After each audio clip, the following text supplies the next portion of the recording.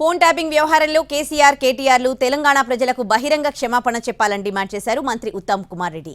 కేసీఆర్ కేటీఆర్ల ఆదేశాలతోనే ఫోన్లు ట్యాప్ చేసినట్టు పోలీసులే ఒప్పుకున్న విషయం గుర్తు చేశారు ఉత్తమ్. ట్యాపింగ్ విషయంలో చట్టం తన పని తాను చేసుకుపోతుందని స్పష్టం చేశారు. మీరు రాజకీయ ప్రత్యర్థుల మీద రకరకాలుగా ఇది ఫోన్ ట్యాపింగ్ ఉపయోగించి రాజకీయ ప్రత్యర్థులే కాదు బిజినెస్ మీద ఉపయోగించి బిజినెస్ మ్యాన్ మీద బ్లాక్మెయిల్ చేసి వసూలు చేసుకుంటున్నారు. సినిమా స్టార్ల మీద ఫోన్ ట్యాపింగ్ చేసిండ్రు.